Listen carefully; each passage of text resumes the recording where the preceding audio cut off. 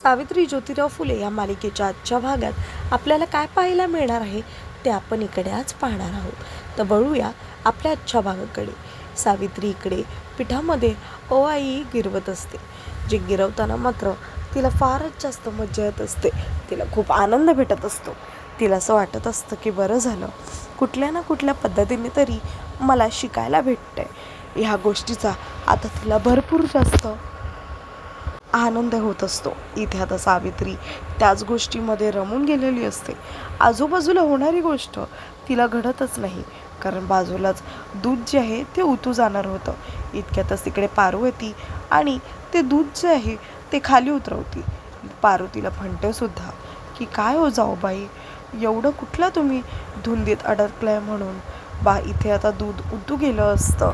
हे एवढं पण धांदरटपणा बरं नाही हो जाऊ बाई, असं म्हणून ती सांगते की तुम्ही किती जाळ केला आहे आणि एवढा जाळ, बापरे.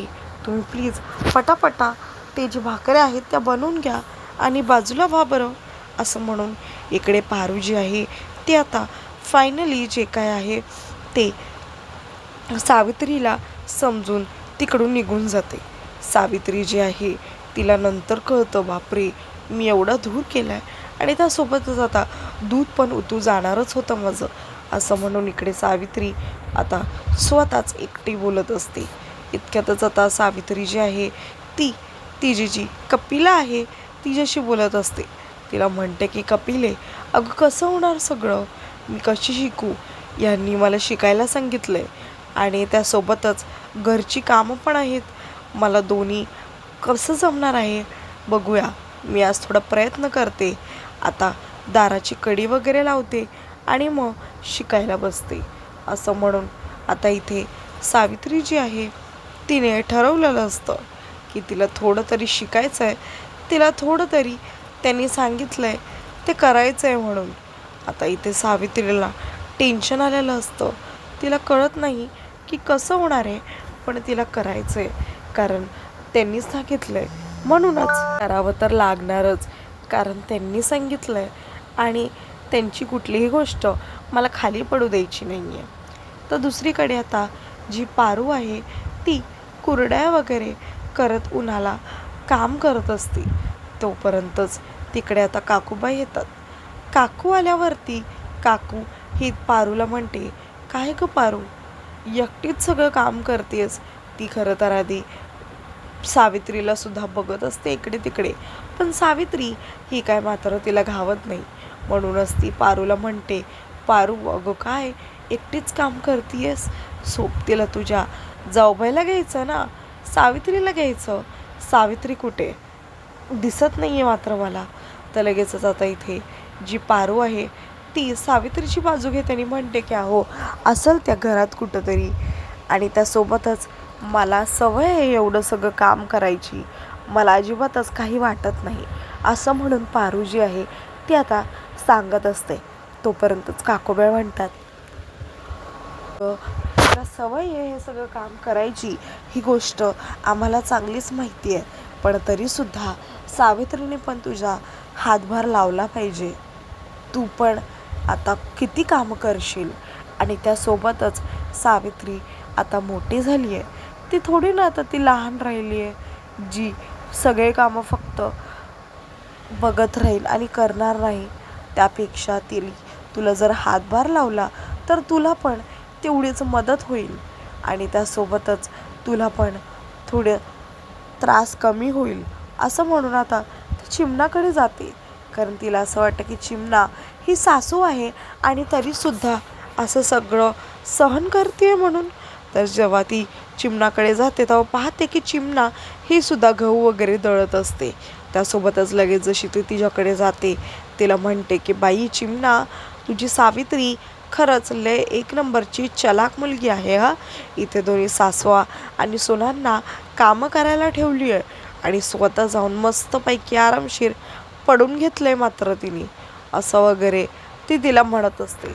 तेव्हा दुसरीकडे आता जी चिमणा आहे ती म्हणते की अहो नाही, तसं काही नाही आहे, खरं तर तिचा आताच डोळा वगैरे लागला असेल, मगापासून ती जागी होती आणि माझ्यासमोरच इथे आता फिरत होती आत्ता कुठे गेली हे मात्र मला माहिती नाही, असं म्हणत सावित्री जी आहे तिच्या खोलीपर्यंत जायचा चिमणा विचार करत असते. कारण काकूबाई काय तिला सोडतच नाही. तिच्या मनामध्ये वेगवेगळे संशय जे आहे ते घालतच राहतात. इथे आता जी चिमणा आहे तिला आता काकूबाईंसोबत घेऊन जायचं असतं. ती म्हणते की आता मला काही खरं नाही, आपल्याला जाऊन बघायलाच लागेल की नेमकं जी सावित्री आहे ती करते तरी काय करते. तोपर्यंतच आता इथे जी चिमणा आहे ती सावित्रीला थांबवते आणि त्यासोबतच तिला सांगते की अहो पण तिला दिलेलं काम ती एकदम चोखपणे करते.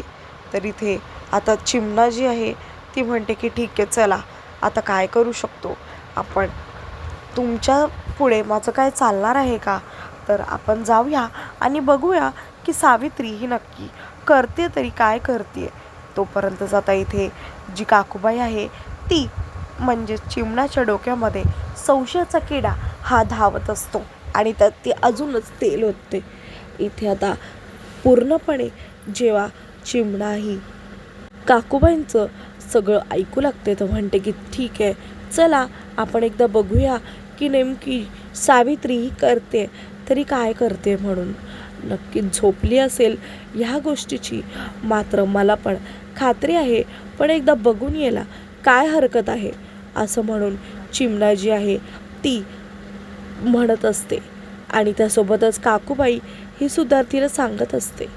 तर दुसरीकडे सावित्री जी आहे ती खोलीमध्ये बसून ज्योतीने शिकवलेलं क ख ग घ हे अक्षर गिरवत असते आणि त्यासोबतच म्हणत असते आणि बोलत असते आणि शिकत असते की कसं एक एक अक्षर नीट आणि चोख काढायचं आहे म्हणून.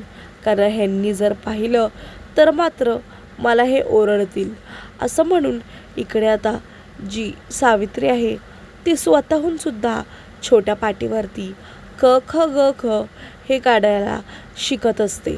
इथे आता सावित्रीला माहिती असतं की तिने काल उलटा ग काढला होता म्हणून आज एकदमच सरळ काढते. इथे आता सावित्री हळूहळू त्या अभ्यासात रमून गेलेली असते. त्यासोबतच इतक्यातच जशी ती पूर्ण अभ्यास जो आहे तो करत असते, त्या अभ्यासात रमून गेलेली असते. तिला तर आल्यावरती ज्योती आल्यावरती तिला तिचा तो जो अभ्यास आहे तो दाखवायचा असतो. तरच इतक्यातच आता बाहेरून सावित्री सावित्री म्हणून अशी हाक मारली जाते. सावित्री ही आता थोडीशी गोंधळलीसारखी होते, कारण ती त्या पाठीवरती अभ्यास करत असते आणि अभ्यास करत असताना अचानकच बाहेरून आवाज येणं म्हणजे हे तिच्यासाठी खूपच खतरनाक झालं असतं. इथे सावित्रीने एक एक शब्द ज्योतीने शिकवलेल्याप्रमाणे हा गिरवलेला असतो, तो पण त्याच्या अक्षरावर नव्हे तर स्वतःहून तिने काढलेला असतो. तिला त्या अक्षरांचं फारच कौतुक असतं, कारण एक एक अक्षर हा तिच्यासाठी मौल्यवान असतो. त्या एक एक अक्षरात तिच्या नवऱ्याचं प्रेम आणि तिच्या नवऱ्याने सांगितलेल्या प्रत्येक गोष्टी तिला आठवत असतात. बाहेरून आता चिमणा आणि त्यासोबतच सावित्री काकूबाई ह्या दोघेही आता सावित्रीच्या खोलीच्या बाहेर जायला निघालेली असतात. त्यांना काही करून पाहायचं असतं की नेमकं सावित्री ही करते तर काय करते म्हणे. आणि त्यासोबतच एवढा वेळ झाला तर लगेचच इथे आता ती चिमणा तर मात्र काकूला नको नको अहो काय करताय असं असं म्हणून म्हणत असते. पण आता इथे चिमणा तिला नको म्हटल्यास काकू तरीसुद्धा ऐकायला मागत आहे. काकूबाई म्हणते की नको. इतक्यातच ती जोरात आता सावित्रीचा दरवाजा जो आहे तो ठोकायला सुरू करते. इतक्यातच सावित्री जी पाहते की बापरे, दरवाजा एवढा जोरात ठोकला जातोय म्हणजे हे नक्कीच हे दोघे असतील. म्हणूनच आता इथे सावित्रीला कळतं की बापरे, माझं जे शिकायचं भांडं आहे ते फुटलं की काय, असं म्हणून आता सावित्री गोंधळलेली असते. त्यासोबतच आता सावित्री सगळ्या गोष्टी ते जी पाट वगैरे आहे ती सुद्धा पुसत असते. तिला दुसरं काही सापडत नाही म्हणून स्वतःच्याच पडद्याने पुसायला घेते. इथे आता सगळेजण टेन्शनमध्ये येतात की बापरे, सावित्री ही दार का नाही उघडत आहे. पण सावित्री ही स्वतःच्याच ह्याच्यामध्ये गुंग असते आणि ती स्वतःच सगळं काही आवरून दार हे उघडणारच असते. इथे आता सावित्री ही आता टेन्शनमध्ये असते. इतक्यातच आता बाहेरून सगळेजण हे दार वगैरे ठोकत असतात, पण सावित्री काही केल्यास दार हे खोलत नाही. इथे आता चिमणा आणि काकूबाई दोघीही दार ढकलतात, पण आता इथे तिला अजिबातच दार हे खुललं जात नाही. इथे जसे दादा येतात, दादा पण टेन्शनमध्ये येतात. दादा म्हणतात की सरा बाजूला, मी करतो म्हणून. असं म्हणून दादासुद्धा आता दार जे आहे ते ठोकू लागतात. सावित्री जशी दादांचा आवाज ऐकते, ती सुद्धा त्याच वेगाने आता काम करायला सुरुवात करते. ती आता हळूच दार जे आहे ते खोलीचं ते उघडते. इथे आता काकूबाई जे आहेत ते आता तिच्यावरती संशय खातात. तिला म्हणतात, काय ग सावित्री, इतका वेळ लागतो का तुला दार उघडायला वगैरे. त्यासोबतच आता इथे सावित्री ही काकूबाईंना उत्तर देते, तसं नाही, पण माझा डोळा लागला होता, झोप लागली होते, ज्याच्यामुळे मला थोडीशी जागच नाही आली. त्यासोबतच आता इथे जी सावित्री आहे तिच्या साडीला काहीतरी लागलेलं असतं, जे की आता काकूबाई हे बघते आणि त्यासोबतच तिला म्हणते की सावित्री, अगं तुझ्या साडीला हे काय लागलंय. त्या सफेद सफेद त्याच्यावरती आता सावित्री जी आहे ती खूपच जास्त टेन्शनमध्ये येते. तिला गडबडायला होतं. तिला आता कळत नाही की मी काय बोलावं म्हणून. त्यासोबतच आता इतक्यातच जी चिमणा आहे ती सुद्धा म्हणते की होय, हे असं पिठापिठासारखं काय आहे म्हणून, असं म्हणून आता तिला सांगत असते. तेव्हा इथे आता चिमणा ही म्हणते की अगं पण इतका वेळ झाला, तू तर पिठाजवळ नव्हतीस आणि अचानकच हे कसं काय लागलं. इतकंच काकू पण म्हणतात की हो, ते पण आताच ताजं ताजं लागल्यासारखं आहे, मला खरंच बघायचं आहे की हे कसं काय लागलं म्हणून. इतक्यातच आता इथे जे ज्योतू त्याला ती काय उत्तर देणार ह्या गोष्टीचं पण तिला टेन्शन असतं. इतक्यातच दादा पण तिला विचारतात की अहो सोनबाई, सांगा ना हे कसं काय लागलं म्हणून. आणि त्यासोबतच एवढा पांढरा डाग. तेव्हा इथे सावित्री ही म्हणते की अहो काय पीठ वगैरे दळत बिळत होता की काय. तेव्हा लगेचच सावित्री खोटं बोलते आणि सांगते की नाही, पीठ वगैरे नव्हते दळत, मी ते खळ बनवत होते. ह्यांची पुस्तके जी आहेत त्यांची पानं फाटली आहेत आणि ह्यांना त्यांच्या पुस्तकाशी अजिबातच फाटकी वगैरे झालेली आवडत नाही, म्हणूनच खळ बनवून मी पुस्तकाची पानं ही चिटकवत होते. असं बोलून आता ती आताचा जो डाव आहे तो पूर्णपणे स्वतःच्या हातात घेते. पण इथे जी काकू आहे तिला तर अजूनसुद्धा संशय असतो. ती म्हणते की नाही, मला खळ बनवलंयस ना व, मग मला पण जरा खळ दे की, माझे पण काही गोष्टी आहेत त्या मला चिटकवायच्या आहेत म्हणून. तेव्हा इथे आता जी सावित्री आहे तिला टेन्शन येतं. ती म्हणते की मी कुठून देऊ खळ म्हणून. त्यासोबतच आता इथे जी आहेत ते म्हणतात की अहो नसेल त्यांच्याकडे आता. असं म्हणून चिमणा ही तर पाहतच राहत असते, पण पारू ही तिला प्रश्नावर प्रश्न विचारत असते. इथे पारू तिचे हावभाव सगळ्या गोष्टी ह्या नोटीस करत असते, कारण सावित्री ही पूर्णपणे वेगळीच असते. सावित्रीचे हातपायसुद्धा थरथरत आहेत असं पारू म्हणजेच काकूला वाटत असतं. इथे ती म्हणते की अहो ह्यांचे पुस्तकं जी आहेत ह्यांच्या पुस्तकाकडे नका जाऊ, कारण तुम्हाला पण माहिती आहे यांच्या पुस्तकांना हात लावला तर ह्यांना किती राग येतो ते. आणि मी जो खळ बनवला होता तो मी त्यांना पुस्तकांना लावून चिटकवला आणि तो संपलासुद्धा. आणि त्याची जी वाटी आणि जे सगळं आहे ते मी धुवून टाकलं.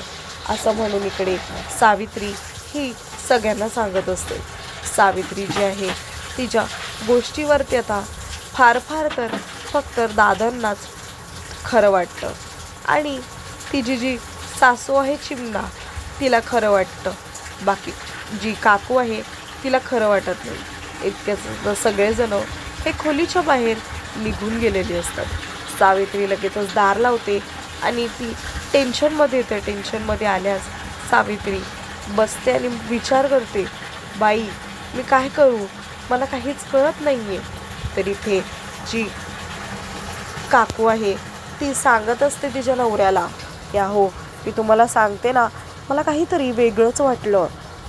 ते मस्तपैकी एवढ्या दुपारची धाराधुरू झोपली आहे. सासू आणि सुनाला कामाला लावलं आहे आणि स्वतःच एवढ्या दुपारची धाराधूर झोपली आहे. आणि त्यासोबतच मी तुम्हाला सांगते ना, तिच्या पडद्याला म्हणजे साडीच्या ह्याला काहीतरी सफेद सफेद होतं बरं का, पण तिने ते आपल्याला कळू दिलं नाही की काय ते आणि कशाबद्दल आहे ते. इथे ती सांगत असते की मला खरंच संशय होतो आहे म्हणून. तेव्हा तो पण म्हणतो की हो तुझा संशय हा नेहमी खराच ठरतो. या गोष्टीवरती मी तर मात्र खात्रीने सांगू शकतो की काहीतरी असेलच. तरी ते आता काकू जी आहे ती विचार करते की मला शोधून काढायलाच लागेल असं म्हणून ती आता जी सगळी गोष्ट जी आहे ती तिच्या नवऱ्याला सांगत असते. तिचा नवरा पण तिला हो हो म्हणतो आणि म्हणतो की हो मला पण माहिती आहे की तुझं जे संशय जो आहे तो खोटा ठरणार नाही, काही ना काहीतरी असेलच. तेव्हा ती काकू पण म्हणते की हो मला पण खरं वाटत नाही आहे, एवढ्या दुपारची दारं लावून ढाराढार झोपते म्हणजे नक्की काही ना काहीतरी असेलच. आणि पडद्याला स्वतःच्या साडीच्या पडद्याला सफेद लागलं आहे आणि त्याच्यावरती पण खोटं बोलते, हे पण मला काही पटलेलं नाही आहे.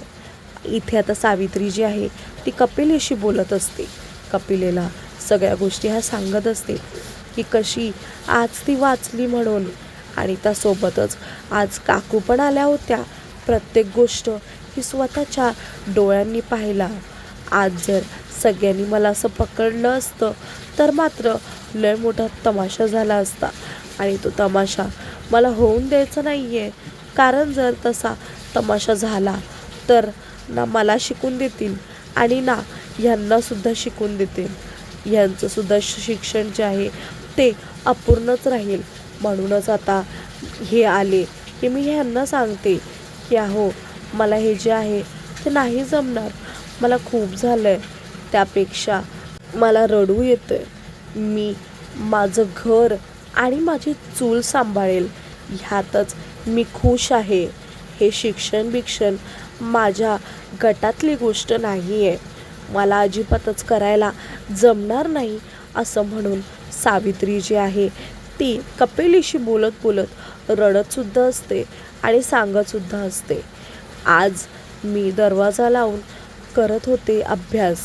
तर पुढील भागात आपण पाहणार आहोत की सावित्री ज्योतीला कशा सगळ्या गोष्टी हे तिला नाही जमणार हे सांगत असते आणि ज्योती कसा गनिमी कावा हा खेळायला तिला सांगणार असतो. तर बघूया हे आपण पुढील भागामध्ये.